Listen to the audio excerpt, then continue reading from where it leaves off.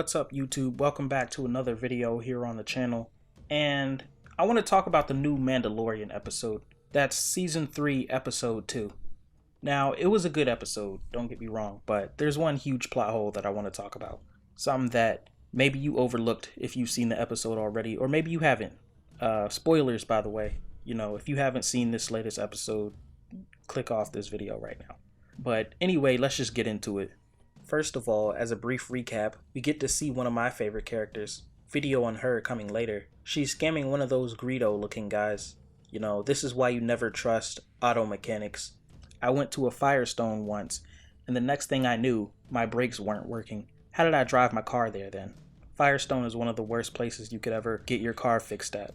We see Din Djarin try and go to Mandalore, which is kinda nice to see after I've seen the Clone Wars.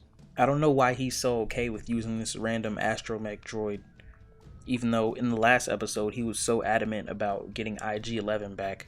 I guess he didn't really care that much, but that's okay. After going down into the mines, he gets beaten by some creature in a crab mech, kinda like the ones from the second Avatar movie. This cyborg type creature looks really cool. It's like a mix between that bowler hat from that one Disney movie that nobody remembers and General Grievous from the Clone Wars. So this counts as a loss, right? This counts as him having his ass beaten, even if he was ambushed. So then, Bo Katan comes up and she beats the very thing that beat Mando. You know what that makes her? That makes her the owner of the Darksaber. Because she beat the thing that beat Din Djarin. So, congratulations, she's now the rightful ruler of Mandalore.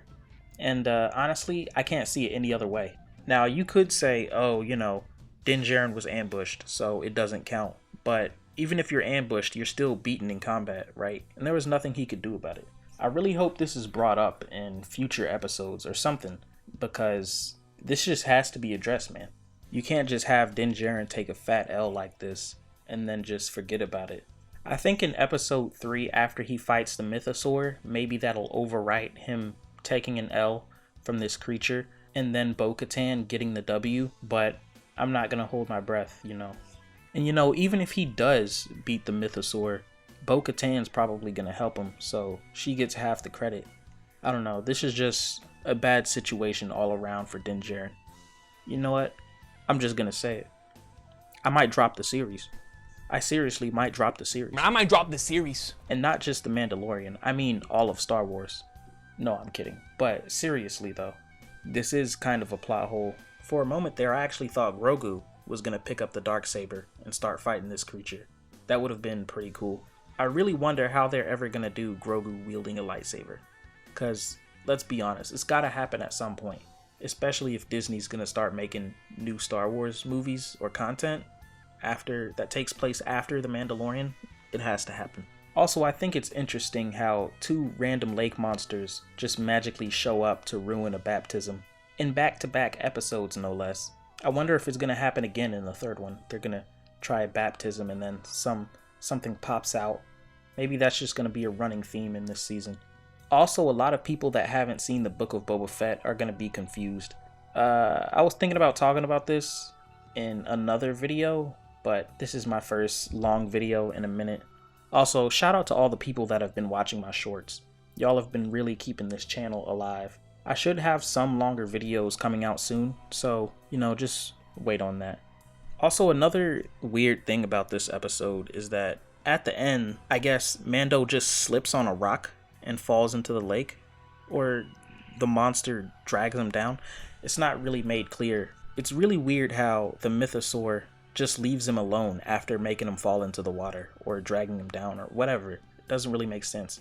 And how could he hit the bottom that fast by just floating down, even though Bo Katan jumps in right after him? She should have caught up with him mid-fall.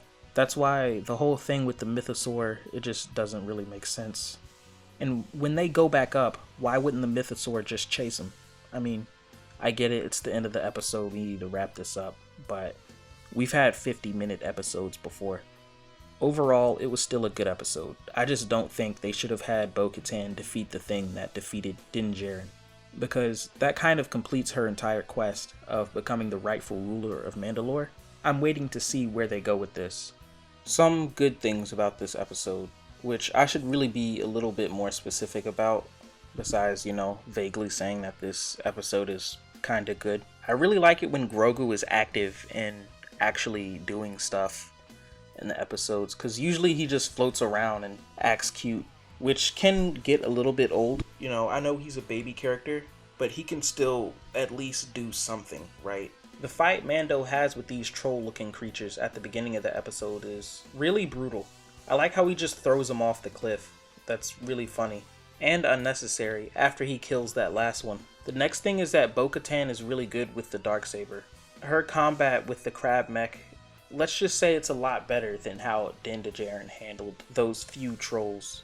Speaking of Bo Katan, at first she says she wants to end Din Djarin, and then as soon as she sees he's in trouble, she goes and saves him. Kinda seems like she's thirsty for this man. I would be surprised if that's where they're going with this, considering Bo Katan must be around 50 at this point, at the time this show takes place. I kind of wonder why Bo Katan just let him pick the Darksaber back up at the end of this episode. I think she should have recognized that she probably won it. Surely she's looking for any opportunity she can to claim the Darksaber for her own legitimately, because this is a legitimate case of her winning the Darksaber. She should have taken advantage of this. Mando would have given it to her too, given how he was all, here, take it, at the end of season 2. The Mandalorian is currently at a place where I'm just thinking, where are they going with this? I wonder what the end game is going to be. I wonder what they're building towards.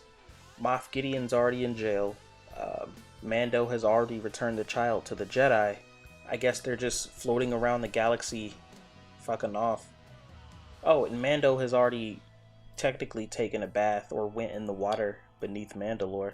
What else does he have to do? Anyway, that's about all for this video. I'm not really used to doing these off-the-cuff type of videos. I usually, write them, script them out, put in a little meme here and there.